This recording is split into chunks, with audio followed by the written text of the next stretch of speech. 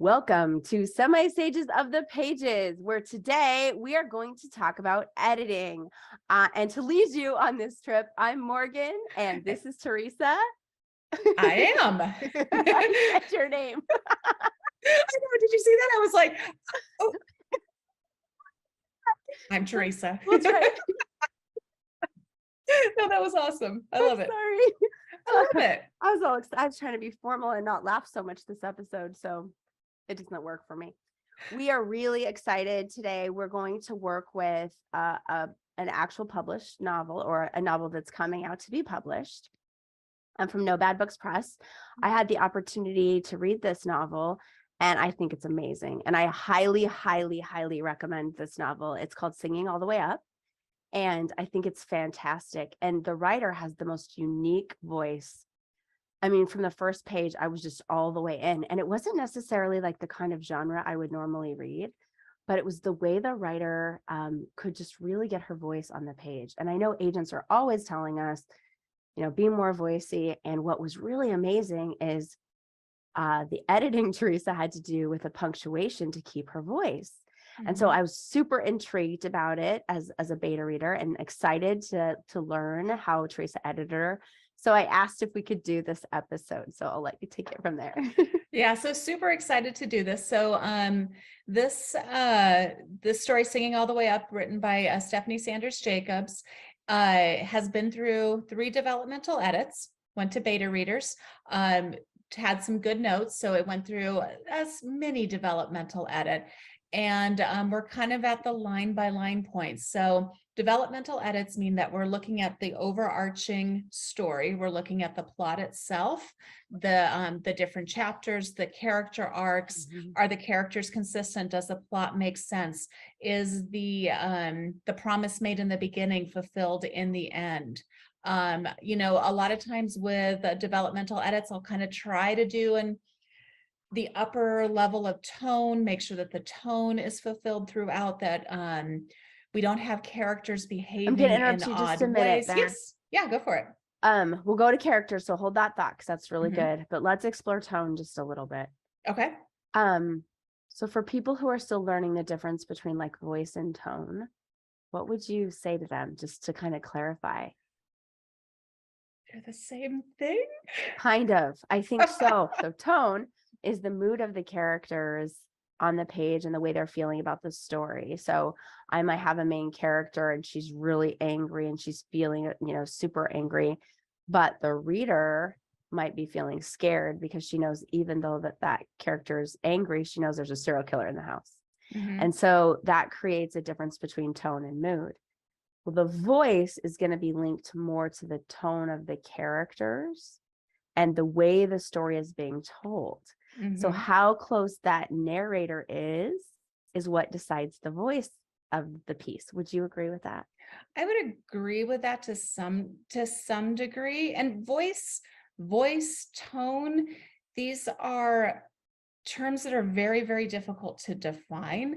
And a lot of times you're going to find people just saying, I don't know, I can't define this voice, but it's there.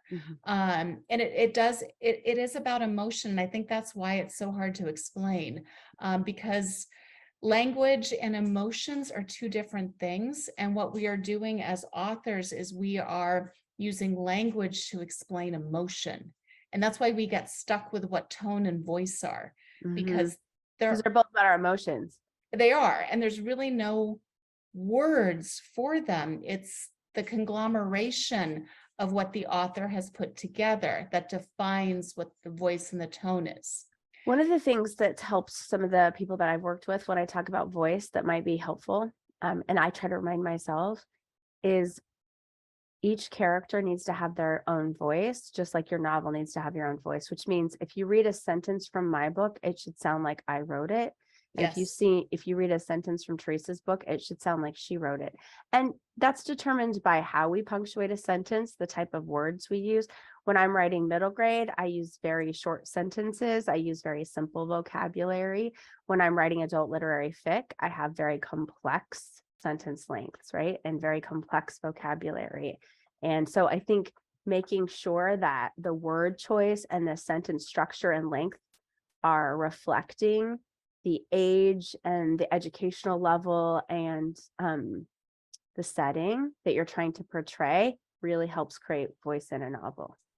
And genre plays in as well. However, you will find that authors that jump genre still maintain their voice. Stephen King's a great example of that. Now his voice has evolved over time, but you can pick up stories that are published, different genres, stories that are published about the same time, and know that it's Stephen King. Yeah. So it's your style too, right? So it's like an Mhm. artist. I mean, I love, Theresa, how you always talk about how we're artists. We are. So when you're talking about voice, you're really talking about the subjective part of our art and how we create that on the page. So the other thing you were talking about when I interrupted you, but I wanted to go into that a little deeper because I get frustrated that people don't always talk about that as Absolutely. much. The other thing I thought was interesting, you were talking about character when you do your developmental edit. I think you said you want to make sure that characters don't make like silly choices or choices that don't fit with who they are in a way that's jarring. Exactly. And it's hard because characters need to evolve and change. That is one of the key components of a novel. The character has to change. However, when they change, it has to make sense. And so like when we look at craft books like Story Genius, Story Genius is wonderful because what drives the character forward and what drives the character's decision making is what happened to them in the past. The past drives the future. So when I'm doing developmental edits, that's what I'm looking at, is the character evolving kind of based on the decisions that they've made in the past. So they're held to their actual, again, they're held to their setting, they're held to what's happening in the story. So they're reacting accurately to what's happened to them, Yes. which is a big, if your story is falling flat and people are saying like there's stuff going on, but I'm not connecting to it, then a lot of times it's a really simple edit that your character isn't reacting to what's just happened. Exactly. You're just listing this happened, this happened, this happened. And so Theresa will go through in a developmental edit and she'll say, look, honey, the main character just stubbed her toe and she didn't even react. She just kept talking, Exactly. And that may be a choice that the character makes. She's not reacting because, she's in a lie detector. I don't know. She's in a lie detector. And if she reacts, it's telling the cops that, oh my God, she did steal it. Generally, that's not what happens though. So yeah, it's fun. So we're pretty much through developmental edits of the story. Now we're in the line by line. So line by line is, I always say if we're talking about writing a novel like building a house, this is the furniture stage. We're putting the furniture in place. We're putting the drapes up. We might be painting still, hopefully not, but we're making everything look right so that when the person walks into the room and the person opens up the book and starts reading, they feel a certain way, a certain feeling, a certain mood, a certain imagery is evoked. So let's talk about novel building and novel writing like we would building a house. When we're talking about developmental edits are about making sure that the walls are in the correct spots, the rooms are in the correct spots. Foundation's good. The foundation is good. The Yeah. foundation is good. We understand the character's motivation. You as the author have done your homework. And I'm not talking about those silly quizzes where you're like, oh, my character loves orange Skittles. We're talking about the foundations of what their family life was like, how they grew up, and what their flaw is. All characters have a flaw. They need to have a flaw. And they all have something that they are moving towards. And that should have something to do And with I would your add, arc. can I add just something Yep. else?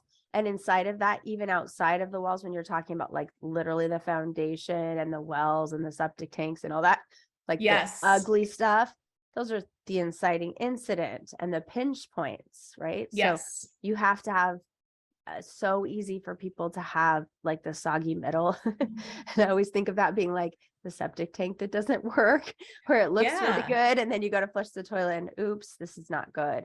And exactly. I think that's something that you want to plan for, or if you're a pantser, that's fine, but you need to be very aware That you forgot to put the septic tank in. You might have to fix it later. So you've got your foundation. So we're doing a developmental edit. The foundation should be there, but maybe, your editor is kind of like, where's the septic tank, you guys? Oops. Did you forget to put that in? This is getting shitty. Sorry, bad. You got to add that. No, you're good. But with a developmental edit, the foundation should be pretty good. The wall should be up, the roof should be in place, but you can still move around the inside of the building if you need to.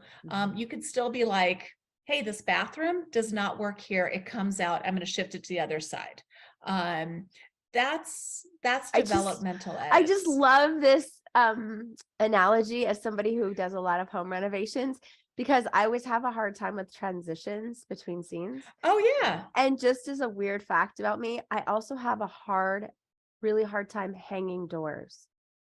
Like getting doors perfectly lined up. I don't know if there's any other people out here who've had to like widen door areas or actually hang doors, but I find it to be quite challenging. It's much easier to build a wall than it is to hang a door. And I think sometimes like in editing, that's true too, like with transitions. So I just loved your analogy. You have me thinking. Oh, I like that. So the doorway is a transition, and you're right. Transitions are really hard, and you can make the doorway way too small or way too big, or the door doesn't hang right, or the hinges squeak. Yeah, this is a good analogy. I know, We can keep going. Right. But let's go ahead and let's move on to the line by line edits that we're going to be doing for this book. So Singing All the Way Up is a weird fiction. It is about a little girl named Laura who was abducted by aliens. And that's all I'm going to tell you. It's a wonderful, wonderful book. And we're just going to edit the first couple of pages. So we'll just kind of see how far we get on this. And the developmental edits are good, and the doors all hang straight. The doors all hang straight. So now what we're going to do is just have fun with the line by line. And thank you so much to Stephanie for letting us do this. Because this is like, that's a lot of trust and love. And like, thank you. This is amazing. Yeah, this is a huge gift. And she was so kind about it. And she has the most wonderful attitude about edits. So do you want me to read, or do you want to read? You can go for it. Okay. Chapter 1, Silent Ship. I never thought I'd say this, but things were better before I killed my father. For all his machinations, my mother floundered, withered without him, turned into a pale, gaunt thing with watery eyes. That's when things really got bad for me. She could barely hold herself up, let alone me and my incident, and she sent me away to the freak show. Did you know they still have those? Where else would all those hungry, voyeuristic eyes go? They're still out there. And I stood before them all, arms outstretched, and sang some quavering song in a language I didn't understand. And I didn't do it particularly well, but they would weep. All right, let's Perfect. stop there. I was all into it, ready to read. Let's stop there and let's do, because this is the first 2 paragraphs. So let's just start kind of digging in. And there's one thing that I saw, and this is why you should always read your books aloud, because Morgan added, let me make sure track changes is on. I do that because I used to do a lot of drama. And so sometimes people will say I'll add things that aren't on the page. So I apologize. I didn't mean to. No, that's actually okay. When I read stuff aloud, when I'm doing line by line edits, that's actually something I look for. If I've added something to the story, I'm like, why did I do that? Is it just my brain needed something? Yeah. Oh, so what a great tip. So look what she did there. That's really interesting. So you put it in red and you underlined it as a way to say something in this reader's brain needed help. So then if you had another person read it to you and they stumbled there or they added a word, you would know you definitely needed to work on that spot because 2 people had a fluency problem. So what you're doing is marking fluency. That's so smart. Well, mostly I'm just putting track changes on. But I love how you said that I was a freaking genius without even knowing it. Well, I'm super impressed. I love the first line of this novel, which is why I agreed to beta read it. If the first line wouldn't have been so captivating, and the premise, I'm like, a little girl taken by aliens, I'll give it a go, and I just really liked this first line. Yeah, it's wonderful. I never thought I'd say this, but things were better before I killed my father. You really get it's a wonderful opening line. You've got an inciting incident. She killed her father. And obviously things were not going so well because she never thought that she would say this. So presumably the father dying was a good thing when she killed him. Yeah. But it set me up as a reader to really believe he would be a monster. right. And she plays with that a little too. And I liked that because then it kept Mhm. me reading more to find out, what kind of monster he would be. I'd like to work on line 2 because Yeah. I didn't think line 2 personally could keep up with line 1. And Agreed. I'll just kind of talk about why I thought that. And then Theresa, you can correct me and tell me what you think. So for all his machinations, I feel like this word is very out of rhythm for the word choice so it really jumps out at me. So machinations and flounders are very, very big words. They're going to trip on my tongue a little bit. If I'm not a high reader, for example, I might even have to stop and look that up. And so it's going to, okay, so this is a very approachable sentence. I never thought I'd say this, but things were better off before I killed my father. That's probably written at a 3rd grade level. So if you look at that, that's my 3rd grade readers could read that, no problem. For all his machinations, what's that? 7th, 8th, 9th. So now we jumped big time without a lot of reasons for the big vocabulary word. So now I'm a little confused about her age and also her literacy rate, because I have questions now about my main character. Why is the person telling me this, my narrator? Why is she going from, such a low level vernacular to such a high level vernacular so quickly? So that causes questions for me. And then my mother floundered. Okay, so now I've got dad. I understand comprehension wise, I've got dad who has lots of issues, quirkiness. I think quirky is probably the best synonym for machinations in this term that my little brain can do. And then my mother floundered. Now, is that because she floundered money to get on her feet because she missed dad? The second part of the sentence for me gives a lot of problems because I will wonder about mom floundering and what that means for the whole chapter, to the point that the sentence actually made it to final edits. I was like, my major comment on chapter 1 is that I don't like sentence 2. And it was because this is a promise about mom floundering that is not paid off until way later in the book, like 2nd, 3rd act in the book. And so feels a little, feels just a little out of place for me here. For my change to something simple, for all of his, I would give a more specific word than machination, so I knew what we were talking about, if this was abuse or quirkiness. And then I would have said, for all of his, and he's not true, I wouldn't say he's, I don't know what word I would put there, but I that's machinations doesn't really captivate this character. But so a new word there. What do you think, Theresa? I think this book is written in memoir style. And so we have multiple challenges here. First of all, this is the term machinations, floundered, withered, really is the voice of this author using these big words. Okay. Laura, because here comes voyeuristic. Yeah. Okay. Yep. Good. Okay. Laura's the main character. This book is written memoir style, where she's pulling down the 4th wall pretty consistently. And the story starts off with her reflecting back onto what happened.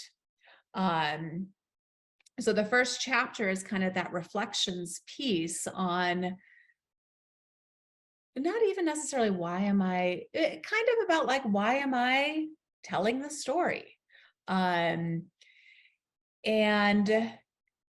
I agree that the high literacy level isn't matched in the first sentence, but I worry that changing around the first sentence and adding a higher literacy level takes away from the shock of that first sentence. I never thought I'd say this, but things were better before I killed my father. There's so much simplicity and beauty in some ways in My that. mother withered, a gaunt thing with watery eyes. For all his machinations, without him, she turned pale. My mother floundered. Oh, you said you take out floundered. I don't like floundered because she's not a fish. My mother withered so I changed it to my mother withered, a gaunt thing with watery eyes. And then I kept that. The only word I took out in there was floundered. So we'll have to get the other part of it back because I kept it. So what if we did something like for all his, my mother withered without him, turned gaunt. Or you can even keep it. My mother withered without him, turned into a pale, gaunt thing with watery eyes. And then without him, or for all his machinations. My mother withered without him. Mm-hmm. I think you need the without him early. Yeah, I agree. All right. My mother Or withered. even the preposition at the beginning. Without him, my mother withered. I don't like it as much. It's No. not as strong. And it breaks again. That would be jumping it into the higher register. So if we put the preposition in front, it would take away from the younger narrator feel, right? So that's why we're rejecting it on the line by line.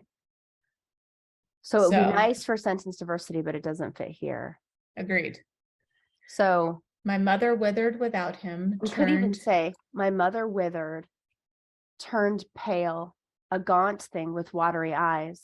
No, I love, and again, I'm going to say this because I've worked with this author for so long. I loved the turned into a pale, gaunt thing. That is so this author's voice. Perfect. And it's so the imagery that she uses too. You say turned into a pale, gaunt thing. Well, I mean, I almost think of like a grub, like that's the imagery in there. So watch what happens here. Let's do what Morgan says. Turned pale and gaunt. No, not and. I don't like and there at all. Okay. So mine would be a double.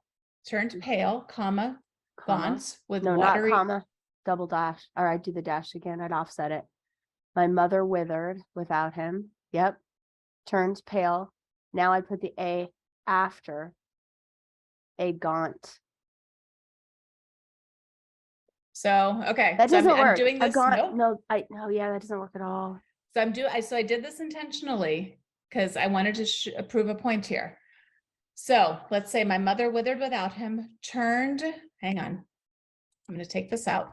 Turned pale, gaunt with watery eyes without him. Do you get grub? Well, we got to cut without him at the end for sure if we moved it. But okay, I'm going to take it back. Okay. So the original, which I have here. Go away. My mother floundered, withered without him, turned into a pale, gaunt thing. And then my mother withered without him, turned pale, gaunt with watery eyes. We have a person. Yeah.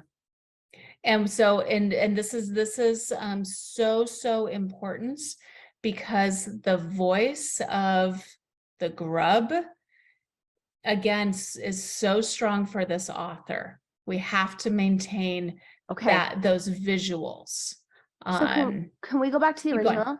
Yes, I just want to go back to the original, and I want our audience to take a minute to see what they would write down below in the comments. And I wanted to take a minute to like just actually to have some choices here that are like well thought out. Because I think it's really good when there's a sentence not working. So what's great about what you just said is what you told us. Let's ground us one more time as we get ready to do this. So pause the video, get your pen and paper, and let's put some things in the comments and see what we can come up with. So the sentence we're working on is sentence 2. For all of his machinations, my mother floundered, withered without him, turned into a pale, gaunt thing with watery eyes. Can you re-say about the grub part just one more time, what you really want us to keep so we can focus on that as we make our changes? Turned into a pale, gaunt thing with watery eyes. So she is taking the mother, she is dehumanizing the mother. And I will also say, in this book, the mother does not have a name. She's mom, she's mother. Once she's mommy. So dehumanizing this character early on is very, very important. It's an interesting point about machinations. Well, the preposition's the problem too. Notice when we moved without up, we had the same problem. My mother withered without him. Yeah, so I looked I at kind it. of like this. I Oh, looked keep at going. I looked at what you said and I just want to cut the prep now. Now the only thing I want to do is just cut the preposition, which is almost everything I do in edits of my own writing. And like when I was working with agents, that's what they say. It's almost always a misplaced preposition. So common. So then the sentence would read, my mother withered without him, turned into a pale, gaunt thing with watery eyes. And the focus becomes on the dad is dead and what happens to the mother after. And we don't need to know anything else about the dad because that makes the question even more interesting. What is this monster? And why, Mhm. when the monster was removed, is the mother worse off? Yeah. Which makes me want to read more. Yes. Because actually, for all his machinations, for me, lessens the stakes. I think that's the problem. Because then he's just like a quirky guy. And so then she becomes kind of the villain. And this way, my narrator is not the villain. Yes, and that is the key to Laura. She's done nothing wrong. But it's also getting her to be more likable, which will keep us reading. So It will, because I that is a challenge with this character too. She's not a nice person. Even early on, she's not very nice. She's so much fun. I've had so much fun working to develop this character. And I love this. I think this actually holds to the voice, and I think this actually holds to Laura as well, and her manipulations about what actually happened to and we her. do need a comma, I believe, between pale yes, and ma'am. gaunt. Yes. And why do we need a comma between pale and gaunt? It's, oh, you do it. Oh, English teacher, you. We'll try. So this is, we need to also be honest about these two sentences. So that's kind of why I brought this up.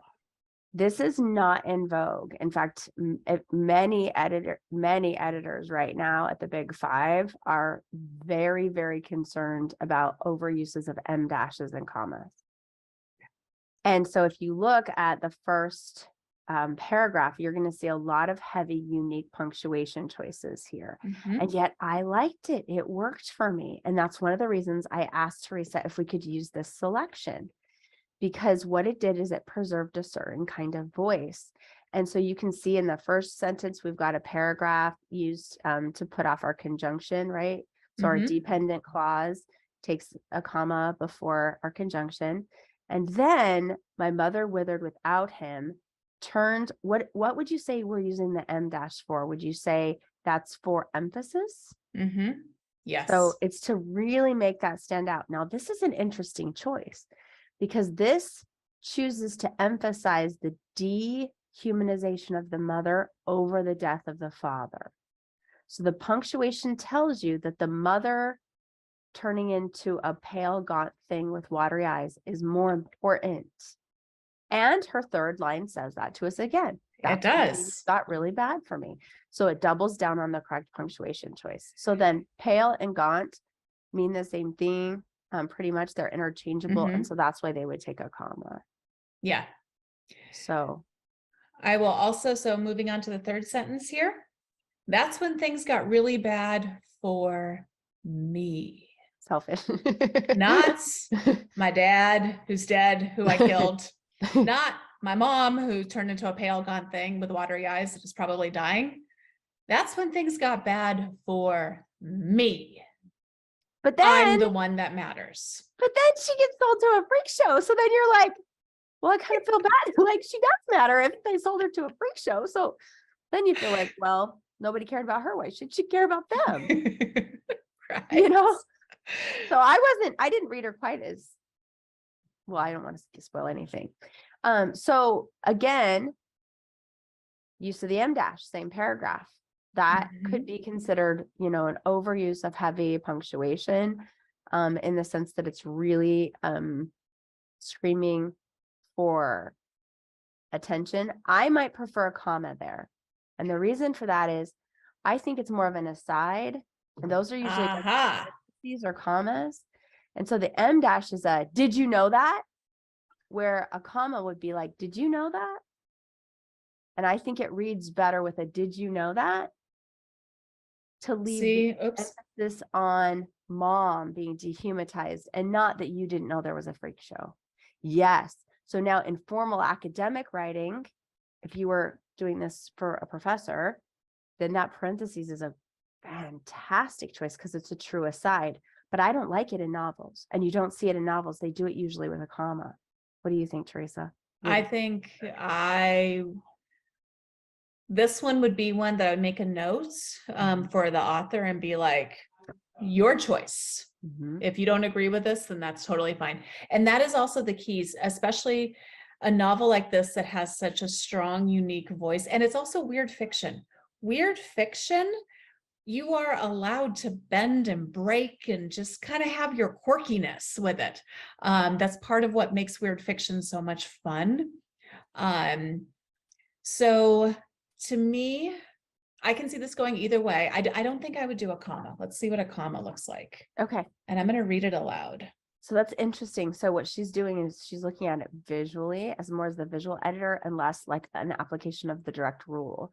So there's two different types of editing styles. Yeah. So I'm going to read this out loud. And again, I know Laura very well. She could barely hold herself up, let alone me and my incident. And she sent me away to a freak show. Did you know they still have those? Okay, so now when you read that, I saw another grammar question. Okay, so she could barely hold herself up, let alone me and my incident. So it's very interesting. She capitalized incident, right? So it's making it a specific incident, right? Which is very a big deal. But that is a comma near an and connecting two complete sentences, which is an absolutely fine choice. You can connect two complete sentences with a comma and a conjunction. Other choices there to decrease the amount of over punctuation here that I might suggest would be putting a period after incident, which would make the capitalization of incident pop. And then I would pay more attention to her incident. And since that's such a big part of her book is the incident, with the comma and the and, I read right past it. That's what it's supposed to do. The comma and the and choice asked me to put those together, but I actually think since the incident is one thing and the freak show is another, separate, I think separating them. Now, this is a good point. When you're editing your novel or you're editing with friends, a lot of times where you catch something, it's actually a go back. And this is true in developmental editing, but it's more true you'll see on the line by line. So if you have a sentence that's not working, it's a lot of times that there's a setup in that sentence. You've seen it twice already with us. It was the preposition that was the problem in sentence 2. So starting with the preposition didn't work there because of the voice. And then here, now it doesn't matter as much. So she sent me away to the freak show, and M dash there is going to be fine because it's not two big things in a sentence. It's not the incident capitalized and the freak show. Yeah, I agree. So at this point, I've made a bunch of changes. So I would go back and reread. My mother withered without him, because I'm making sure the pacing is good. Good. And I haven't messed up the tone or going back to the house analogy. I haven't messed up the fibers in the rug, not even the rug itself, the aesthetic. I haven't switched out the hardwood floor for a gray floor rather than a brown floor. Before you read it, will you amuse me? Because we know what the M dash does. We've read it that way before. Will you amuse me with one other change? Yeah. At the end of show, try a period there because that's a complete sentence. And then capitalize did you know? And let's see how it reads as a short, punchy sentence. All right, let's try it. My mother withered without him, turned into a pale, gaunt thing with watery eyes. That's when things really got bad for me. She could barely hold herself up, let alone me and my incident. She sent me away to a freak show. Did you know they still had those? I don't like it. Sorry. I That's so don't like interesting it. because how long do you pause for periods? I don't know. Because so the rule in fluency is that a period gets a longer pause than an em dash, right? So a comma is like a half second pause, an em dash is a second. What is it? A second and a half, and a period is 2 seconds. So So you just read it as an em dash. because to me, so hang on, it's about the tone. So it's not about the this is so much fun. I'm having so much fun. Right? It's an interesting question about because it comes down to fluency, how we read punctuation. So to me, this is about the character's voice and how I'm hearing her in my head. It's so, and to me, it says it's a voice, and I'm saying like and I'm using the term voice and tone as in like literally the sound my voice makes and the emotion in that. She could barely hold herself up, let alone me and my incident. She sent me away to a freak show. Did you know they still have those? Yeah, that's how it would be read. But to me, well, okay, hold on. No, I read it in my mind the way I would read it with an em dash. She sent me away to a freak show. Did you know they still have those? Where else would all those hungry, voyeuristic eyes go? To me, an em dash is she sent me away to a freak show.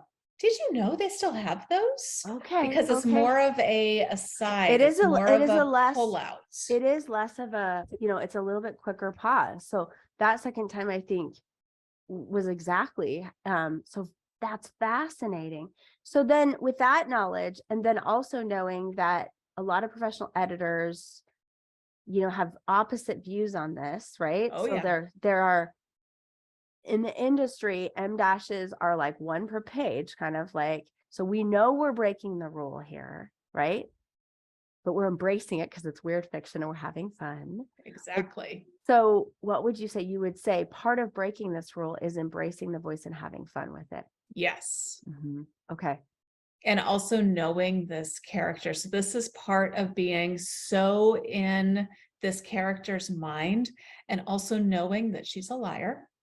It does. I was going to say it does create a little bit of unreliability because it's not the right grammar choice. No. And so if you are very grammatically minded, it might bother you a little bit. And so that's an interesting thing because that could also bother you with who she is, like you were saying. So I like that. That's really interesting. I will also add that Laura is very educated. And as you go through the story, you'll see that there's these wonderful, wonderful kind of sub chapters that Laura, quote unquote, has written about alien encounters. So she's very, very well educated and loves those big words, but maybe she's not so good on the grammar side of things. Maybe she doesn't care about the grammar side of things. Yeah. So that's yeah. She's telling her story. Gosh dang darn it all. And it's hers. And I'm going to say this, and you fuckers had better listen to her. Right. That's how she would I say like it. Okay. So this is about being true to the voice and also acknowledging that the character is the one speaking. And I would say it's about also giving choices because Always. I think it would be fun. I think it's always fun to say, okay, well, I liked it better with the em dash and here's why. Morgan liked it better with the period and the question mark, and she would have started a new paragraph there. So having you read it, I would have, well, no, I wouldn't have. That's a lie. I might have, I know what I would say. I would say this. I would say she could barely hold herself up, let alone my incident, period. I would break the paragraph that she sent me away to a freak show because I believe paragraphs should be broken at new ideas. And to me, the first incident is about her. So first it's her killing her dad. That's the first paragraph. Second paragraph is about her and mommy and how she left mommy. And third is about the freak show. So I would do the work at the sentence break, and then I would do a period instead of an em dash there. So what I just went down, so, for all of you guys that are like, wait, why'd she just scroll down? I was just checking what her other paragraphs look like. For consistency to see. Yeah. Because she doesn't love short paragraphs. Not bad. And that is just part of the editing process Mhm. of making sure that Theresa Halverson, does not inadvertently run right over Stephanie Sanders Jacobs. Yeah. That she has choices. So it's like, this choice is fine. This choice is fine. Here's, one reason why a paragraph break there might be good is it's consistent with the rules because it's new subject each paragraph. But also we know more white page sells because it's easier on the eyes, and so it draws the reader in. And so on a first page with those shorter paragraphs, they're more likely to read your first page. And so then you're more likely to hook them by the end of the first page. So for marketing purposes, I like the white page too. So those would be if I was trying to persuade her to consider, those changes, that's how I would try to persuade her. I actually don't disagree. When you said that, I was like, oh yeah, no, that totally works. All right, let's do 2 more sentences. Yeah. And Okay. then we can call it a day. I think so, because we're really digging deep here. All right. Where else would all those hungry, voyeuristic eyes go? Ooh. So I'm hearing a lot about, she sent me away to a freak show.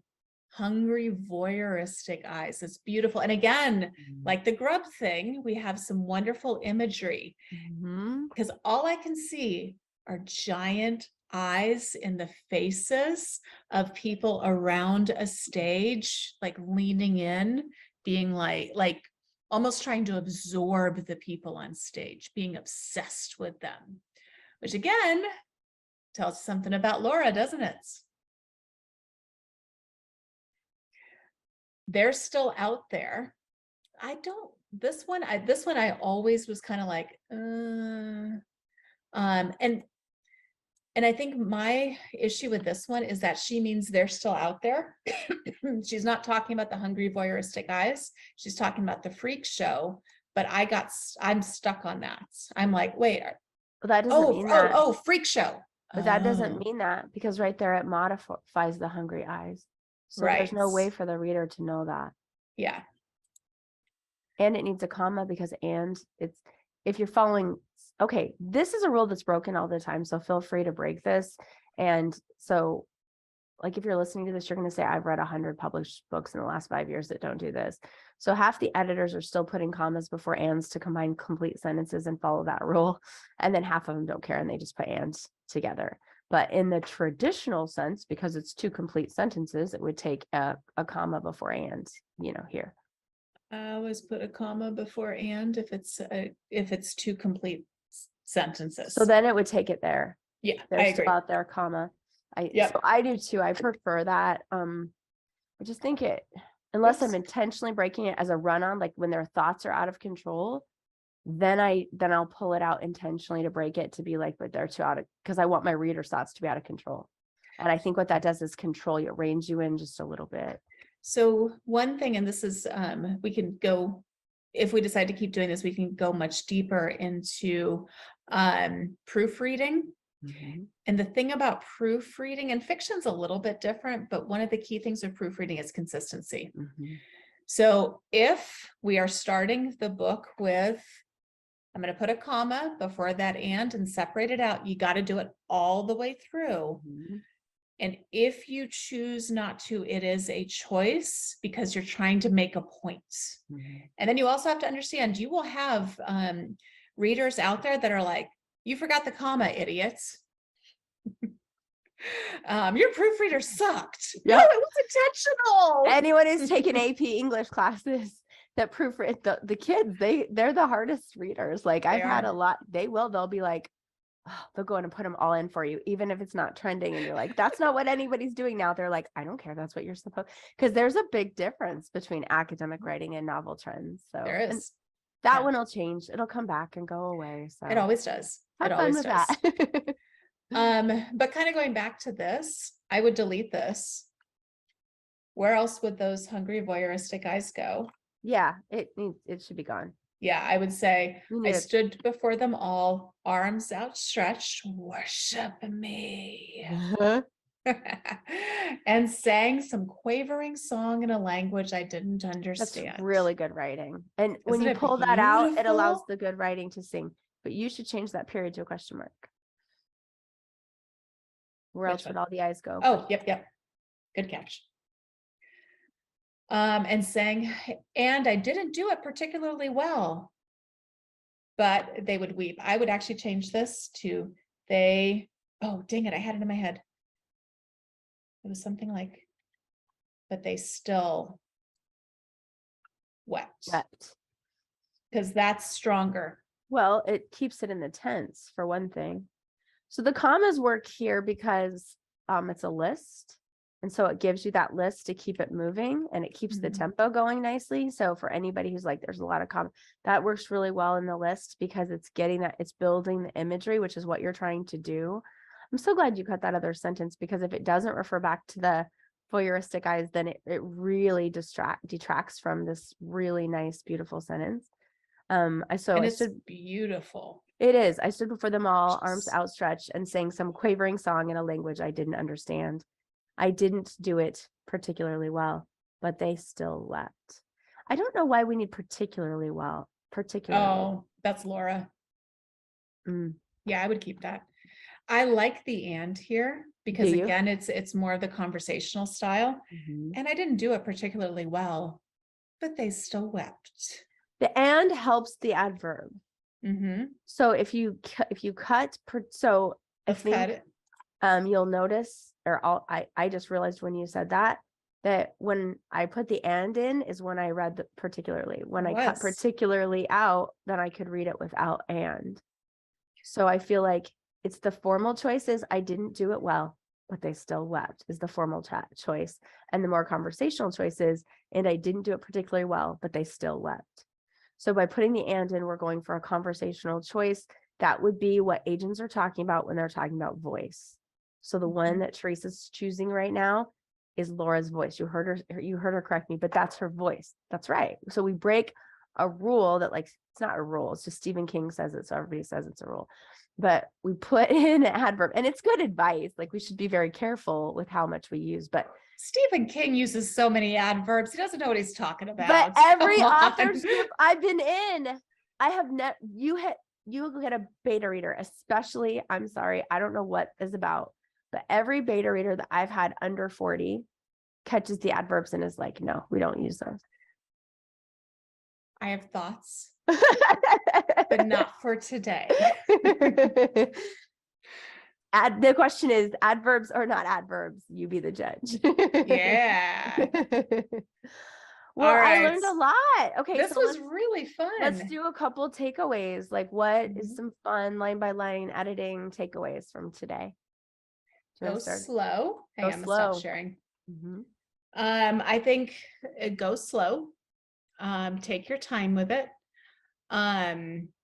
Keep the original close by in case you want to be like, wait, what did I do? What did I take out here? Yeah, because the next day you might go back to it. And if it is not your work, be so hyper vigilant. And I have to be so careful of this to not edit things because I want it that way, because that's how I read it. I am not the author. The best person to tell if something belongs is the author. And if the author, you do an edit and the author's like, no, I want it this way. You can do it. I always will do a quick, like, well, actually, this is why. And if they're like, I don't care, then I'm like, that's yours. Yeah. You're the author. It's your story. What I learned is it's good to rework things and talk things through. And it's good to hear you go back and forth. And I can't wait to read like comments below. Like, I hope people will rewrite that sentence because I'm sure there's some really brilliant writers out there that'll give us some different tricks and tips. We probably miss stuff even. And I always think it's, for me, I'm a big John Stuart Mill has this thing about marketplace of ideas. And, he's genius, right? What did he speak like 7 languages at the age of 9? And he, his big philosophy is that the more of us that are involved, the better something will be. Like you put all the ideas on the table and then you sift through to find the best ones. And so I think it's important to listen to different voices. It doesn't mean you have to take all their ideas, but try to listen to them. And I would say when I'm the author and people are giving me hints, I have to just write it down and come back to it, because I think it's easy theoretically to say I can move my ego out of the way and be there wholeheartedly and take it, but I can't always. And then the other thing is, be really careful when you're getting advice from people, and this is kind of a side note, but when they're helping you edit, that they read your genre and they're giving you genre appropriate advice.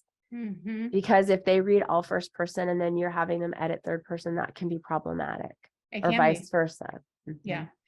And then the other thing too, especially now, friends and family, beta readers, totally different. If you get a professional editor, talk to them and make sure that they understand protecting your voice. Yeah, what your voice is. Yeah, what matters.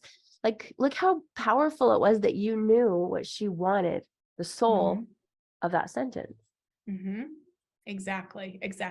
And that's the other reason too. Sometimes people, I had someone I was doing an edit for, and she said, could you do developmental and line by line at the same time? And I said, no.